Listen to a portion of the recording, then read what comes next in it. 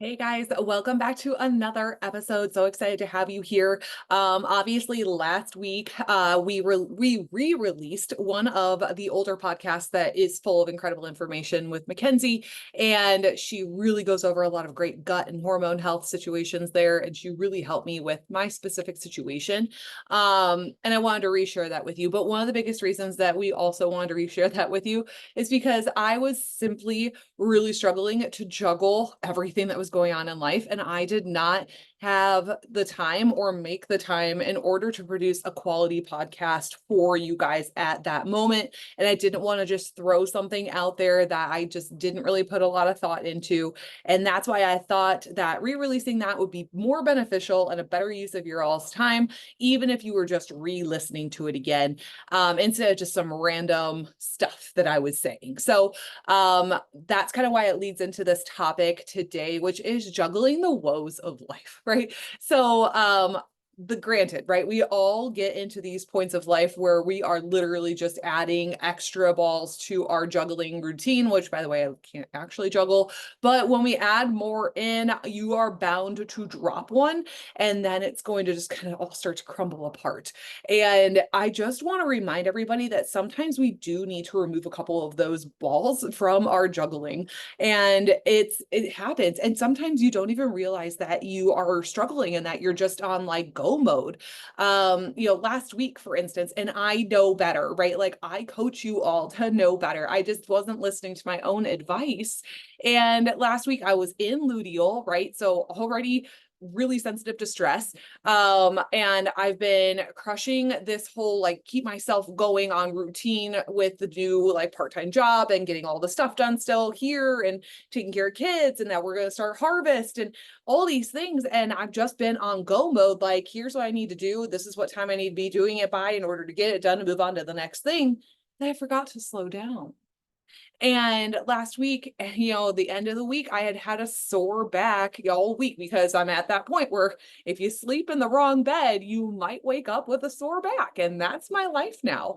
And after our trip, which seems like a million years ago, a couple weekends ago, I actually like had a sore back all week. I knew I should have probably been like taking a rest week. I knew I was tired. And I pushed through anyway, went back to my old stubborn ways.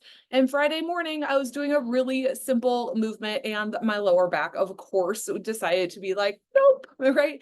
And it put itself out of place. And I was super frustrated with it. But of course, like took care of it. And Rob actually suggested, he's like, maybe you should take a rest week. And I'm like, was actually flabbergasted with him at first. I was very upset. And then I was like, oh my God, he's right.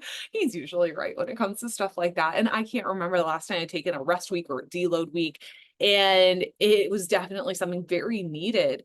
I got my back all taken care of and really focused a lot this week after this deload week, this slowdown week, on lowering caffeine, going to bed a little bit earlier, sleeping maybe a little bit later if at all possible, cutting weights down in half, even cutting reps down, so like our workouts were only really taking like 30-35 minutes, including extra stretching. I was sure to get in a lot of walking miles, but absolutely no running. And just really, really focused on taking care of my body and my recovery and lowering down that stress.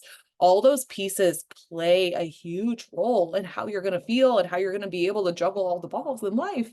And so here, fast forward to this week, or at the end of this week, I am feeling so good right now. My back is completely good to go. I am really excited. I'm gonna kill a workout tomorrow. Might even start it with like a quick run. Just want to get back into that routine. But it takes slowing down a little bit in order to sometimes be able to pick it back up and be better.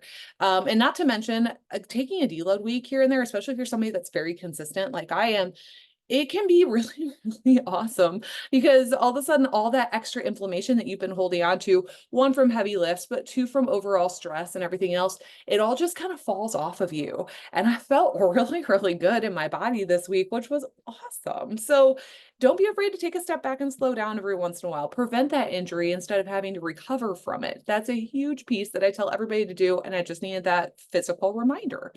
Some other things to really focus on when you have like all these balls getting added to your juggling, right? Like, not only am I running my business, I am also taking care of my own health, right? And then I am also working a part-time job in town, which I absolutely love.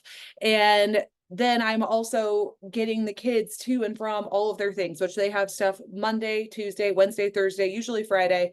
And right now we have Saturday, Sunday off, which is great, but we're also picking up harvest, right? So we are always on the run.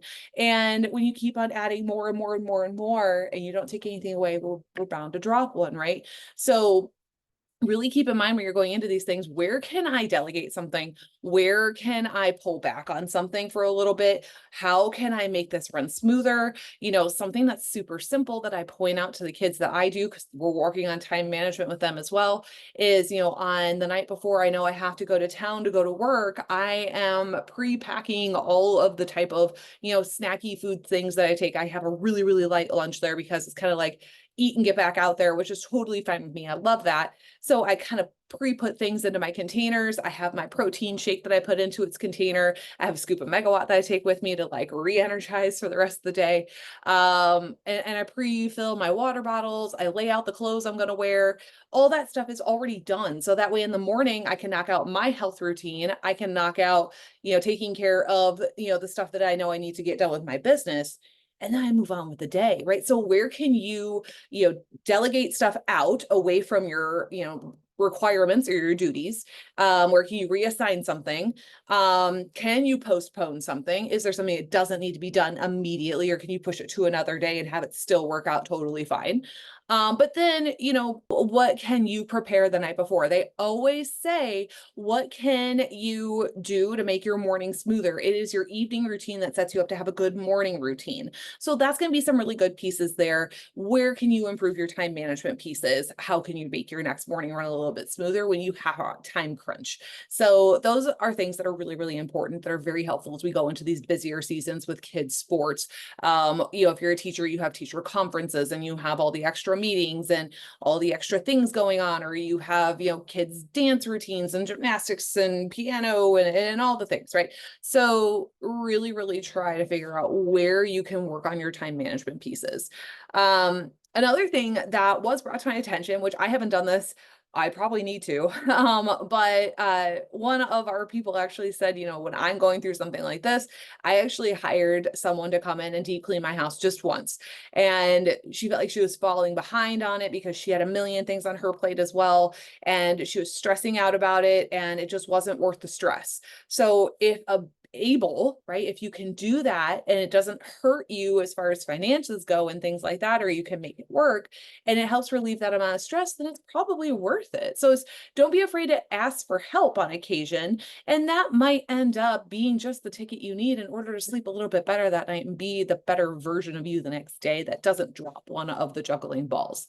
So all in all, you guys, I want you to remember with this podcast, with this message, that if you are adding a million things to your plate, more balls to your juggling routine, before you drop one, really look at where we can make changes. How can we prepare ahead of time?